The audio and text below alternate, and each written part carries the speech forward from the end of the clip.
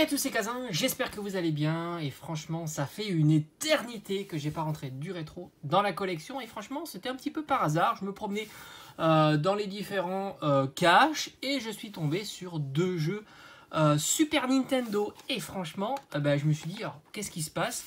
Soit le prix est plutôt sympa, soit le rétro, ça n'a pas beaucoup monté, voire même ça a un petit peu diminué. Et au final, je me suis laissé tenter.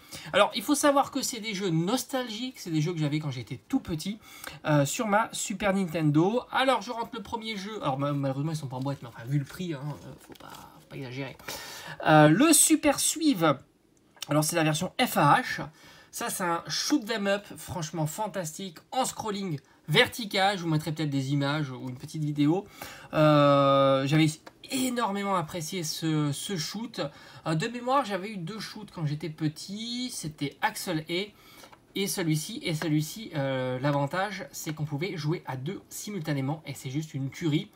On pouvait jouer soit l'hélicoptère, ce qui n'était pas toujours classique, de jouer un hélicoptère, ou alors un petit tank. Et c'était évidemment plus compliqué parce que le tank devait passer, sauter, il avait le jump.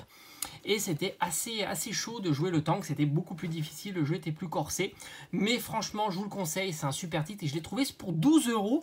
Et je me suis dit, franchement, une cartouche SNES à 12 € dans un cache, je me suis dit c'est plutôt pas cher. Je pense qu'un jeu comme ça, ça va aller déjà, je pense, entre 15 et 20 € assez facilement. En tous les cas, c'est un jeu que j'adore.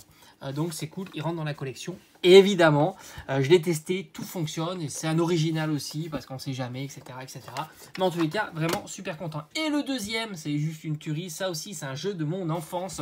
Et je me rappelle, on l'avait fini à deux avec mon petit frère en une journée. Et oui, une journée, elle avait passé la nuit dessus, on l'avait terminé. Et pourtant, c'est un action RPG, donc la durée de vie est plutôt longue. C'est le Secret of Mana en version FRA, on va dire. Très content, l'étiquette est plutôt en bon état. Le dos est plutôt bon aussi. Là aussi, démonté, testé, original. La pile de sauvegarde encore fonctionnelle. C'est pas toujours le cas, parce que la pile de sauvegarde, c'est ce qui vous permettait d'avoir la sauvegarde.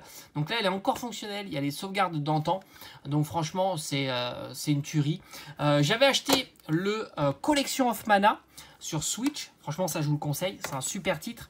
Vous avez à la fois le Secret of Mana, le Trial of Mana, qui n'est jamais sorti en version européenne, qu'en version japonaise, et aussi le Mystic Quest. Alors, c'est Final Fantasy Adventure ou Mystic Quest. Chez nous, c'était Mystic Quest, le version sur Game Boy. Je l'avais d'ailleurs à l'époque, quand j'étais petit. Franchement, j'ai des super souvenirs. J'ai encore la cartouche, tout simplement.